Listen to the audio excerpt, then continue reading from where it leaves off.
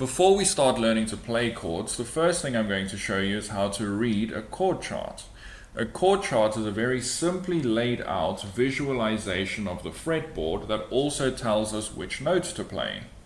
I feel like it's important to learn how to read chord charts before we start looking at chords.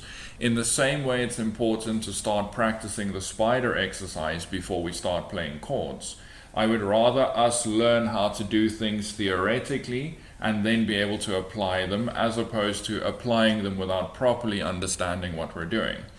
So chord charts are useful because later down the line you are going to be learning different songs, and you can be learning songs on your own as well that might include chords that you might never have seen. It could be voicings you've never seen before, and understanding how to learn them and how to look at them is going to make it much easier for you to then progress in your journey of learning. There are so many different ways of combining notes to create chords that it would be impossible for any one person to teach you every existing chord. Therefore, it's better, in my opinion, to teach you how to learn chords as opposed to which chords to learn. Now, there are chords that we are going to learn that are the basic chords that everybody pretty much learns as they go through their guitar journey or as they start out with their guitar journey. So, how does a chord chart work? Well, a chord chart is laid out by strings left to right and then frets top to bottom. So left to right, you've got your thickest string, which is your E string, your A string, your D string, your G string, your B string, and then back to the small E string. So that's the thin string, that's the thick string. And then frets, unless it's numbered here, so you will see that there might be a number here on certain chord charts, that they will indicate to you which fret that is. However, if there's no number there, then that line there is the nut. So that's fret 0, that's fret 1, that's fret 2, etc., etc. Beyond that, we've also got these markers above it, and then these circles inside of the chord chart. So those in there will indicate to us which notes to play. So as you can see on the chord chart I've printed out, this one also indicates which finger to use for the notes. And then this one here that I've drawn just indicates the notes.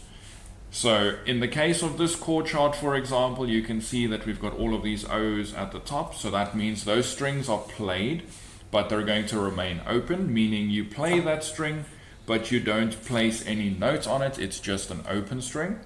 And then looking at the A minor chord chart over here, you can see on the thickest string we've got an X. So on the thick E string, we're not playing that string. That's what the X will indicate. But beyond that, we're playing these 5 strings. An open A string and an open small E string, and then we're placing our fingers down like that. So that is the basis of a chord chart. Some of them won't show you which fingers to use. Some of them will show you which fingers to use. I'm going to overlay the chord chart so that you have both a visual example of me showing it to you on the guitar as well as the chord chart example, just to make sure you understand how both align with each other. So before we start looking at that, I'm quickly going to go over finger numbering.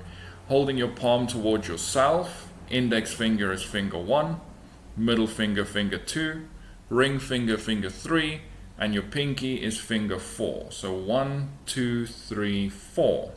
So looking at the chord chart, you can see that it's calling for fingers 2 and finger 3 to be used.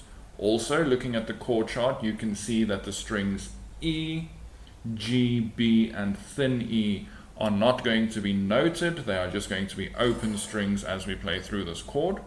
And then you can see that finger 2 is going to go on the A string, 2nd fret, and then finger 3 on the D string, 2nd fret, right next to each other like that. So you can see my wrist is not bent in an odd fashion. It's not bent upwards so that my fingers are flat and odd. Instead, I'm going to turn like this so you can see the back of the guitar. What's happening there is my thumb is being placed nice and securely on the back of the neck like that. And if I turn to the side like that, you can see, as with every other exercise we've done, flat off the fretboard, bending at the first joint. So straight off, bending at the first joint. Again, You'll get those notes to ring out if you play flat, so